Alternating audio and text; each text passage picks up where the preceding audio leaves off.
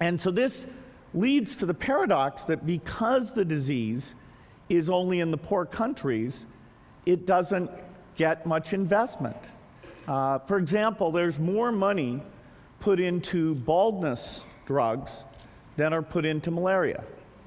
Now, baldness it's a terrible thing. And rich men are afflicted. And so that's why that priority has been set. Je vais vous raconter une histoire. Mon histoire. Je me souviens, quand j'étais plus jeune et que je vivais en Algérie, avoir été captivé par un petit ours en peluche dans la fenêtre d'un magasin.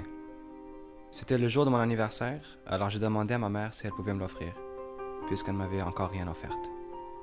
Elle s'est excusée et m'a dit non, car mon père était en grève et on n'avait pas d'argent. Mon père était toujours en grève et on n'avait jamais d'argent.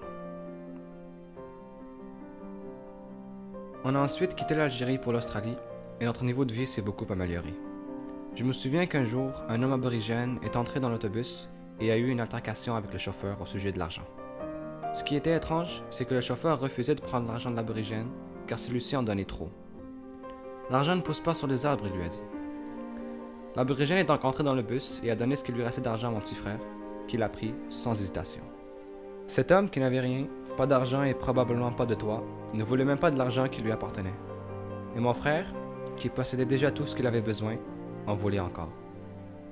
Finalement, la conclusion de notre voyage autour du monde était ici, au Canada. Le jour qu'on est arrivé dans notre nouvelle maison, j'ai remarqué qu'on avait un grille-pain. Ça semble peut-être banal, mais c'est la première fois que j'ai eu un grille-pain. Pour moi, ça représentait le luxe et la richesse. Et ce jour-là, je me sentais riche. Get ready for sticker shock at the grocery store. No surprise here, the U.S. Department of Agriculture expects food prices to rise in 2011. Imagine paying more than $11 for 1 ear of corn, $23 for a loaf of bread, $45 for orange juice, and $15.50 for a chocolate bar. Durant mon adolescence, j'ai eu des réalisations et j'ai rencontré des personnes qui ont changé ma vie. J'ai découvert, grâce à cela, l'ampleur des défauts de notre système. J'ai ensuite fait des recherches et me suis impliqué dans la vie politique et sociale, et j'ai compris pourquoi notre système était imparfait.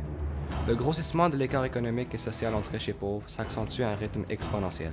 On assiste aujourd'hui à un débalancement total de nos classes sociales. La classe moyenne est maintenant en voie d'extinction dans plusieurs pays et est déjà éteinte dans les pays du tiers-monde. Les bases de notre système capitaliste sont fondées sur le travail de la classe moyenne. Celle-ci paie pour les pauvres et subvient aux riches. La perte de la classe moyenne entraînera la chute drastique de notre système économique.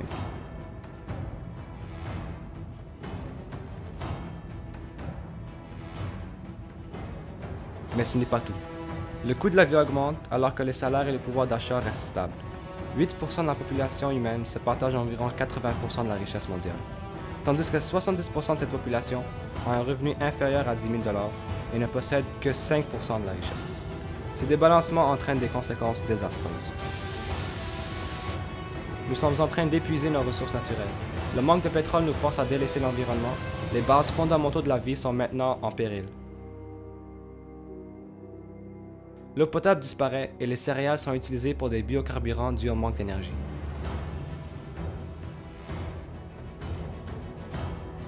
L'effet du réchauffement climatique n'améliore pas notre cas.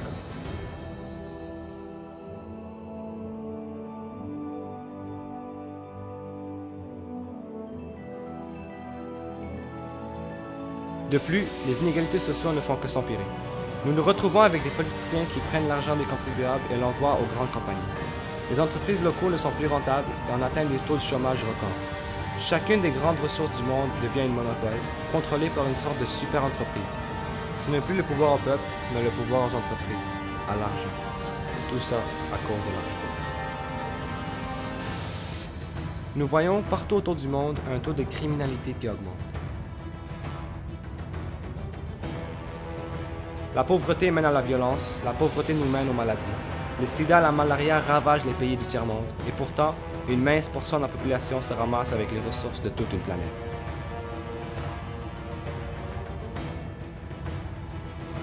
Il est maintenant temps d'agir, et cela a déjà commencé.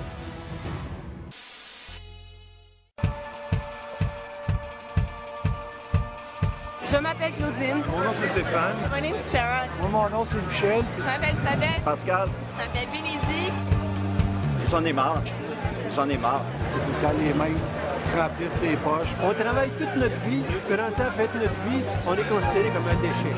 On serait capable de bâtir une société sans eux. Il faut que les choses changent. C'est maintenant que ça se passe. Je suis ici parce que y a 1% de la population qui a des pouvoirs démesurés. Je veux faire partie d'un mouvement global, que ma voix s'unisse à celle de tous les autres citoyens. I'm here just in an act of solidarity. On est ici symboliquement pour rassembler les 99%.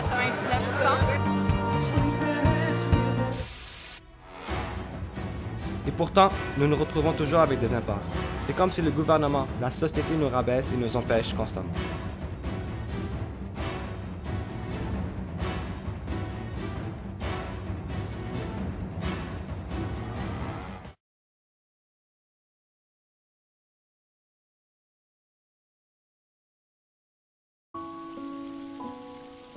Est-ce que vous connaissez l'histoire du colibri qu'on raconte beaucoup? C'est un grand feu de forêt et ça brûle partout. Et il y a un petit colibri qui va chercher une goutte d'eau dans la mer et qui vient le mettre sur le feu. Et les gens disent, tu es ridicule avec ta goutte d'eau. Et il dit, ben, je fais ma part. Voilà. Ce ne sera pas facile d'améliorer notre cas, mais ce sera possible. Il faut se conscientiser et s'informer sur ce qui se passe autour de nous. Il faut en avertir les autres et se réunir au lieu de se diviser.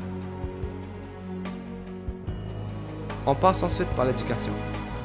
Nous nous éduquons nous-mêmes ainsi que les générations futures, de façon à ce que ces générations soient capables de libre pensée et qu'elles puissent former à leur tour la société qu'ils veulent et non celle qu'on leur impose.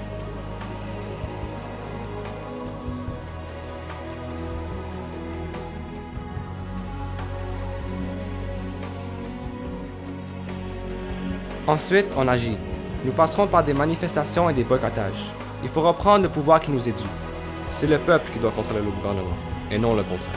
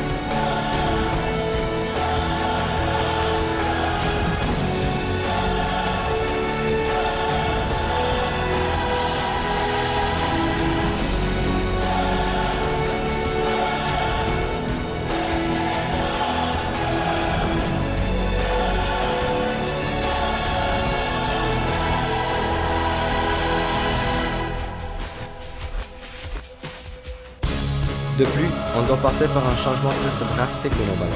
Nos idéaux doivent modifier. Il faut s'ouvrir au monde et arrêter de ne penser qu'à son propre bien-être. L'idée d'un monde réuni est bien plus beau que l'idée d'un peuple divisé.